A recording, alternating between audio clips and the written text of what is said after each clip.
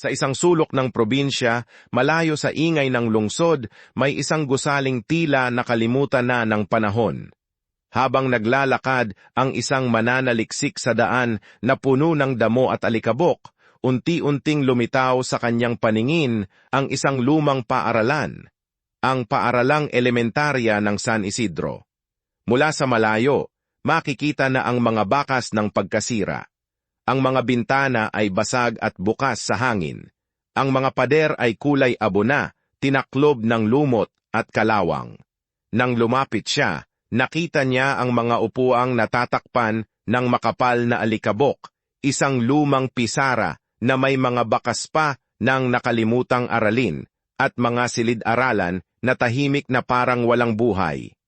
Ngunit sa kabila ng lahat ng ito, may isang bagay na parang humihinga pa. Na parang ang paaralan ay natutulog lamang, at naghihintay na may gising sa kanya. Sa tabi ng lumang tarangkahan, may isang matandang lalaki na nakaupo sa isang kahoy na bangko. Siya si Mang Cardo, isang lalaki na humigit kumulang 70 taong gulang na, may puting buhok at kulubot na mukha na nagkukwento ng maraming taon ng buhay. Suot niya ang isang simpleng polo na puti, ngunit maayos at malinis, na tila isinuot niya ng may espesyal na dahilan. Sa kanyang mga kamay ay isang lumang aklat na hawak niya ng mahigpit, parang isang kayamanan na hindi niya kayang bitawan. Ang kanyang mga mata ay nakatuon sa gusali ng paaralan, malalim, tahimik, at puno ng emosyon na mahirap ilarawan sa salita. Sa kanyang mukha ay makikita ang isang halo ng kalungkutan at pagmamahal, ang mukha ng isang taong nag-iwan ng malaking bahagi ng kanyang puso sa lugar na iyon. Dahan-dahan akong lumapit kay Mang Cardo at maingat na bumati. "Magandang hapon po, Mang Cardo. Maaari po ba kayong makausap sandali?" Tumingin siya sa akin ng matagal, ang kanyang mga matang mapagmasid ay tila sinusukat kung sino talaga ako. Pagkatapos ay dahan-dahan siyang huminga at tumango. "Bakit po nagsara ang paaralan?" Tanong ko ng mahinahon. Sandaling nanahimik si Mang Cardo. Ibinaling niya ang kanyang tingin sa gusali, ang kanyang mga kamay ay mahigpit na nakakapit sa kanyang tungkod. "Matagal na kwento iyon, anak," sabi niya sa wakas. Ang kanyang boses ay puno ng bigat na hindi madaling ipaliwanag. Ngunit unti-unti, tulad ng isang ilog na nagsisimulang dumaan sa tuyon na lupa, nagsimula siyang magsalita. Ang kanyang mga salita ay may halong kalungkutan, pag-asa, at nostalgiya na tila bawat salita ay nagdadala ng napakaraming alaala. Habang nagsisimulang magkuwento si Mang Cardo, parang bumabalik ang panahon sa harap ng ating mga mata. Noon, ang paaralang elementarya ng San Isidro ay hindi katulad ng nakikita natin ngayon. Ang bakuran ay puno ng mga batang naglalaro, nagtatalon, tumatawa, at naghahabol sa isa't isa pagkatapos ng klase. Ang mga silid-aralan ay buhay na buhay, puno ng mga boses ng mga batang sabik na matuto. Ang mga guro ay masigasig at dedikado. Pumupunta sila ng maaga, umuuwi ng huli, at hindi nagrereklamo. Ang mga magulang naman ay aktibo. Tumutulong sa mga aktibidad ng paaralan, nagdadala ng pagkain sa mga handaan, at laging naroon para sa kanilang mga anak. Ang San Isidro ay isang masayang barangay noon, at sa gitna ng lahat ng iyon, ang paaralan ang puso, ang lugar kung saan nagtatagpo ang lahat, kung saan nabubuhay ang komunidad. Sa loob ng makulay na paaralan noon, hindi lamang si Mang Cardo ang nagpapagana ng bawat araw. Kasama niya ang kanyang mga kapwa-guro, si Gininong Sor Reyes, ang mahigpit ngunit mapagmahal na guro sa matematika, at si Ginoong Santos, ang masayang guro sa Filipino na laging may kwentong ikinukuwento sa klase. Ngunit sa lahat ng mga estudyante, may isang batang babae na nangunguna, si Ligaya. Siya ay 10 taong gulang lamang, ngunit ang kanyang talino at sipag ay kahanga-hanga. Lagi siyang una sa klase, laging may tanong, laging handang tumulong sa kanyang mga kaklase. Hindi lamang matalino si Ligaya, siya ay may puso para sa kanyang komunidad. Madalas niyang sabihin sa kanyang mga guro na balang araw, ibabalik niya ang lahat ng natutunan niya para sa San Isidro. Ang kanyang pangarap ay simple ngunit malalim. Ang baguhin ang buhay ng kanyang mga kababayan. Huminto si Mang Cardo sa kanyang kwento at isang malalim na buntong hininga ang lumabas sa kanyang dibdib. Bumalik ang kanyang tingin sa kasalukuyan, sa mga sirang bintana, sa mga damo na sumasaklaw sa bakuran ng paaralan. Unti-unti silang umalis, sabi niya ng tahimik. Isang pamilya, 2, 10 pamilya, hanggang sa halos walang natira. Dahil sa kahirapan at kakulangan ng trabaho sa barangay, nagsimulang lumipat ang mga pamilya patungo sa lungsod. Ang mga magulang ay naghahanap ng mas magandang kinabukasan para sa kanilang mga anak. Taon-taon, bumababa ang bilang ng mga mag-aaral sa paaralang elementarya ng San Isidro. Noon mahigit 100 bata ang pumupunta dito araw-araw, patuloy ni Mang Cardo. Pagkatapos ay 60, 30, 10 bata lamang hanggang sa isang umaga, halos wala nang dumating. Ang paaralan, na dating puno ng buhay, ay unti-unting naging tahimik, tulad ng isang puso na humihinto sa pagtibok. Dumating ang huling araw na iyon na parang isang mabigat na ulap na nakabitin sa buong barangay. Ang mga guro ay nagtitimpi ng kanilang mga luha habang tinitiklop ang kanilang mga kagamitan. Ang mga natitira pang estudyante, wala pang 10 bata, ay nanatiling tahimik, halos hindi maintindihan ang nangyayari. Ang mga magulang ay nakatayo sa gilid. Ang kanilang mga mukha ay puno ng hiya at kalungkutan. Si Mang Cardo ay tumayo sa harap ng maliit na grupo. Ang kanyang mga kamay ay nanginginig habang hawak ang isang piraso ng papel. Hindi niya ito nabasa. Sa halip, mula sa kanyang puso ay nagsalita siya. Hindi ito katapusan, ang sabi niya. Ang kanyang boses ay halos mabalik. Ito ay isang pahinga lamang. Balang araw, ang mga bata ng San Isidro ay muling matututo dito. Walang nagtawanan. Ngunit lahat ay naniwala. Tinanong ng manlalakbay si Mang Cardo nang may mababang boses, Mang Cardo, ano po ang nangyari sa mga estudyante at guro pagkatapos masara ang paaralan? Huminga ng malalim si Mang Cardo bago sumagot. Tumingin siya sa malayo, tila binibilang ang bawat mukha sa kanyang alaala. Iba-iba ang nangyari sa kanila, sabi niya. Ang ilan ay nagtagumpay. Nakapag-aral sa lungsod, naging propesyonal, nakahanap ng magandang buhay. Ngunit nagbago ang tono ng kanyang boses nang ipagpatuloy niya.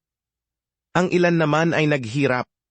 Napilitang magtrabaho ng maaga, hindi nakatapos ng pag-aaral, nawala sa landas na dapat nilang tinahak. Tumahimik sandali si Mang Cardo bago idagdag.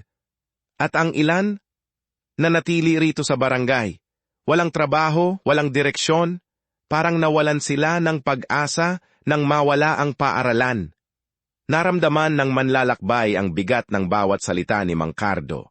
Bawat kapalaran ay isang kwento ng pagkakataon na nawala. Bigla, si Mang Cardo ay tahimik na nagmahal sa kanyang bulsa at dahan-dahang inilabas ang isang lumang litrato. Maputla na, nakatiklop sa gitna at halatang matagal nang tinatago ng may pagmamahal. Sa litrato ay makikita ang isang batang babae na nakangiti ng buong puso, hawak ang kanyang mga libro na tila kayamanan. Siya si Clara, sabi ni Mang Cardo, ang boses niya ay puno ng pagmamahal at kalungkutan sa iisang sandali. Ipinagpatuloy niya na si Clara ang pinakamasipag at pinakamatalino sa lahat ng kanyang mga estudyante. Ngunit higit sa talino, si Clara ay may puso para sa kanyang mga kapwa. Kahit bata pa siya, lagi niyang sinasabi na balang araw, ibabalik niya ang lahat ng natanggap niya sa kanyang komunidad. Tuwing naiisip ni Mang Cardo na sumuko, itinatanaw niya ang litratong ito At naalala niya ang pangako na iyon ni Clara, at hindi na niya kayang bitawan ang kanyang pangarap. Ngunit ang inspirasyong dulot ng batang iyon ay hindi sapat para gawing madali ang landas ni Mang Cardo. Sa loob ng maraming taon, personal niyang ginawa ang lahat para muling mabuksan ang paaralan. Pumunta siya sa opisina ng Kagawaran ng Edukasyon sa munisipyo at maging sa probinsya. Sumulat siya ng mga liham, maingat, puno ng puso at detalyado. Humingi siya ng tulong mula sa mga organisasyon, sa mga non-government organization at sa mga kilalang tao sa komunidad. Ngunit sa bawat pagkakataon, may dahilan palaging inilalabas. Kulang ang pondo. Hindi sapat ang populasyon ng mga bata. Maraming prioridad ang gobyerno.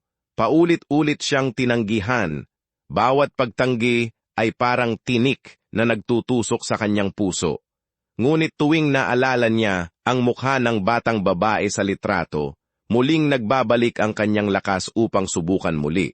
Pagkatapos ng maraming taon ng kabiguan at pagod, isang hindi inaasahang pagbabago ang dumating sa buhay ni Mang Cardo. Isang maliwanag na umaga, isang grupo ng mga kabataang galing sa lungsod ang dumating sa barangay ng San Isidro. Sila ay bahagi ng isang volunteer program na naglalayong tumulong sa mga komunidad na nangangailangan. Nang makita nila ang lumang paaralan, ang mga sirang bintana, ang kalawanging bubong, at ang masukal na bakuran, hindi sila nagpatuloy ng walang ginawa. Naramdaman nila ang bigat ng lugar, ngunit nakita rin nila ang posibilidad. Nagpasya silang manatili at tumulong. Nang marinig ni Mang Cardo ang kanilang intensyon, unang hindi siya makapaniwala. Sa loob ng maraming taon, siya ay nag-iisa sa kanyang pakikipaglaban. Ngunit ngayon, may mga bagong kamay na handang makiisa sa kanya.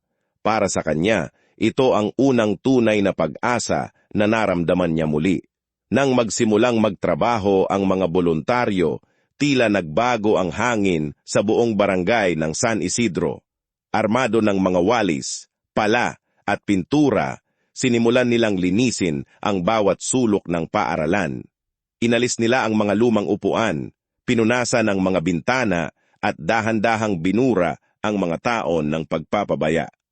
Sa loob ng mga silid-aralan, pinalitan nila ang mga sirang pisara, tinanggal ang mga lumot sa mga dingding, at muling pinintahan ang mga pader na matagal nang kumukupas.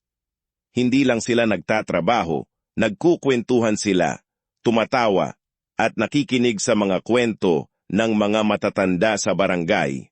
Unti-unti, ang mga naninirahan na dati ay nagsarili-sarili ay nagsimulang lumabas ng kanilang mga tahanan. Nagdala sila ng pagkain, nag-alok ng tulong, at muling nakipagtulungan sa isa't isa. Ang paaralan, kahit hindi pa tapos na ayusin, ay naging lugar ng pagtitipon at pagkakaisa muli. At saka nangyari ang isang bagay na hindi inaasahan ng sinuman. Isang umaga, habang abala ang mga voluntaryo sa pag-aayos ng mga silid-aralan, may isang sasakyan ang huminto sa harap ng paaralan. Lumabas ang isang babae. Maayos ang damit, may dignidad sa kanyang lakad, ngunit may init sa kanyang mga mata na tila kilala ang bawat sulok ng lugar na iyon. Nakilala agad siya ni Mang Cardo. Ang kanyang mga kamay ay nanginig habang dahan-dahan siyang lumapit. Siya ang batang babae sa lumang litrato. Nalaman niya ang lahat, ang mga taon ng pagsisikap ni Mang Cardo, ang mga sulat na hindi sinagot, ang mga pintong hindi binuksan. Nalaman niya ang tungkol sa mga voluntaryo at sa pangarap na hindi kailanman namatay. Kaya bumalik siya, hindi bilang isang dating estudyante lamang, kundi bilang isang profesional na handang gamitin ang kanyang kakayahan para sa paaralang nagbigay sa kanya ng kinabukasan. At sa sandaling iyon, ang lahat ay nagkaisa. Si Mang Cardo, ang dating estudyante na si Andrea, ang mga voluntaryo mula sa lungsod. at ang buong komunidad ng San Isidro ay nagtipon-tipon upang harapin ang mga huling hadlang sa muling pagbubukas ng paaralan. Hindi ito madali. Kailangan pa rin nila ng mga opisyal na papeles mula sa kagawaran ng edukasyon, ng sapat na pondo para sa mga kagamitan at materyales, at ng formal na suporta mula sa lokal na pamahalaan. Ngunit sa pagkakataong ito, hindi na nag-iisa si Mang Cardo. Ang bawat isa ay may daladalang kontribusyon, oras, talento, koneksyon at puso. Ang mga liham ay isinulat. Ang mga pulong ay dinaluhan. Ang mga petisyon ay pinirmahan ng daan-daang mamamayan. Ang kanilang determinasyon ay hindi matitinag, sapagkat ang pangarap na ito ay hindi na pangarap ng iisa. Ito ay pangarap ng lahat. At dumating na ang sandaling iyon na matagal na nilang pinapangarap. Sa isang maliwanag na umaga, ang paaralang elementarya ng San Isidro ay nagniningning muli. Ang mga pader ay bagong pintura, ang mga bintana ay malinis at bukas, at ang bakuran ay puno ng kulay at buhay. Nagtipon ang mga bata na nakasuot ng malinis na uniforme, ang kanilang mga mata ay nagliliwanag sa excitement. Kasama nila ang kanilang mga magulang, mga guro, mga voluntaryo, at ang buong komunidad ng barangay. Tumutugtog ang musika, may mga palamuti sa paligid, at ang tawanan ng mga bata ay pumupuno sa hangin.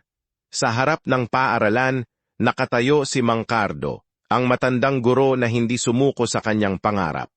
Habang tinitingnan niya ang lahat ng nagaganap sa paligid niya, ang kanyang mga mata ay puno ng luha ng kagalakan. At dumating na ang sandaling iyon na matagal na niyang pinapangarap. Nang pumasok si Mang Cardo sa silid-aralan sa unang araw ng klase, hindi siya makapaniwala sa nakita niya. Mga batang nakaupo ng maayos, mga mata na puno ng kuryosidad, mga kamay na handa sa pagkatuto. Dahan-dahan niyang kinuha ang tisa at sumulat sa pisara. Sa bawat letra, parang bumabalik ang lahat ng alaala, ang mga batang dati niyang tinuruan, ang mga ngiti, ang mga tanong na walang katapusan. Tumingin siya sa mga bata at nakita niya ang kanyang sarili noon, ang parehong pag-asa, ang parehong kagustuhang matuto. "Magandang umaga," sabi niya, at ang kanyang boses ay nanginig sa emosyon. "Magandang umaga, guro," sagot ng mga bata ng sabay-sabay. Sa sandaling iyon, naunawaan ni Mang Cardo na ang paaralan ay hindi lamang isang gusali. Ito ay isang buhay na puso ng komunidad, tumitibok muli. Habang humahakbang napapalayo ang manlalakbay, huminto siya sandali at lumingon sa paaralan. Hindi na ito ang gusaling natatakpan ng alikabok na kanyang unang nakita. Ngayon, puno ito ng tawanan ng mga bata, ng ingay ng mga bata na naglalaro sa bakuran, at ng boses ng mga guro na may sigasig na nagtuturo. Ang paaralang elementarya ng San Isidro ay buhay na muli. Lumingon ang manlalakbay kay Mang Cardo at ngumiti ang matanda. "Huwag kailanman hayaang mamatay ang pag-asa sa isang komunidad," sabi niya ng dahan-dahan. Ang edukasyon ay hindi lamang tungkol sa pagkatuto ng mga aralin. Ito ay tungkol sa pagmamahal, sa isa't isa, sa ating lugar, at sa kinabukasan ng ating mga anak. Kung mayroon kang pagtitiis at pagmamahal, kahit ang pinakasirang pangarap ay maaaring mabuhay muli. Nanatiling nakangiti si Mang Cardo habang tumatawid ang manlalakbay sa daan, dala ang kwentong hindi niya malilimutan.